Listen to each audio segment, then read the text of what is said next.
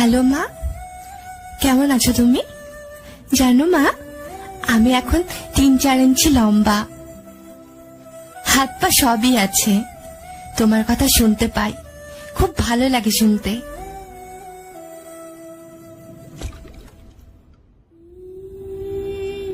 জানো মা, এখন তুমি আমাকে দেখলে বেবি বলবে।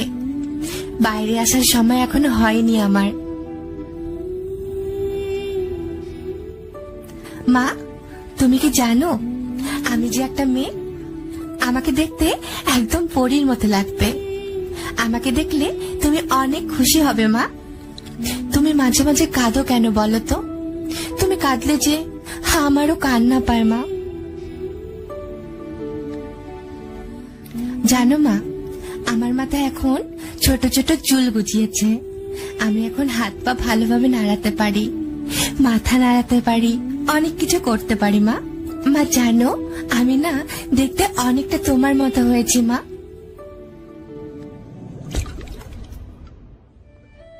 মা, তুমি ডক্টরের কাছে কেন গিয়েছিলে? কি বলেছে ডক্টর?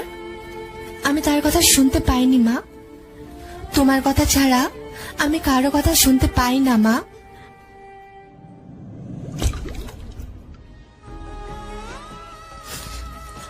মা, আমি অনেক ব্যথা পাচ্ছি মা। ডক্টর সূচের মতো কি যেন আমার শরীরে ঢোকাচ্ছে মা। ওদের থামতে বলো মা। তোমার আর আমার সম্পর্কটা যে নারীর মা, আমি তোমাকে ছাড়া কোথাও যাব না মা। মা, আমাকে বাঁচাও মা।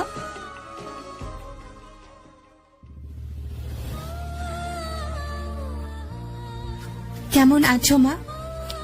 আমি এখন স্বর্গের পরীদের সঙ্গে খেলা করছি। তোমার গর্ভ থেকে নার্স আমায় একটা ডাস্টবিনে ফেলে দিয়েছিল। তারপর একটা পরী আমাকে এখানে নিয়ে এসেছে। পরীরা বলেছে আমাকে নাকি অ্যাবর্শন করা হয়েছে। তুমি আমাকে কেন এই পৃথিবীতে আনতে চাওনি মা? আমার কি অপরাধ? আমি একটা মেয়ে বলে আমাকে মেরে ফেললে? তুমিও তো একটা মা, তুমিও তো একটা মেয়ে। আর একটা মা বা মেয়ে হয়ে কিভাবে তুমি এই কাজটা করতে পারলে মা? আমি হয়তো বড় হয়ে একজন ডক্টর বা ইঞ্জিনিয়ার হতে পারতাম, কিন্তু তোমার একটা ভুল সিদ্ধান্তের জন্য আমার দেখা স্বপ্নগুলো ভেঙে চুরমার হয়ে গেল মা। মা, তুমি কি এটা জানো? একটা অ্যাবর্শন মানে একটা হৃদয় স্পন্দন থেমে যাওয়া, একটি হাসি থেমে যাওয়া, দুটি হাত যা কখনো কাউকে স্পর্শ করতে পারবে না, দুটি চোখ যা পৃথিবীর আলো দেখবে না, একটা ব্রেন যা দেশকে বিশ্বের দরবারে এগিয়ে নিয়ে যেত।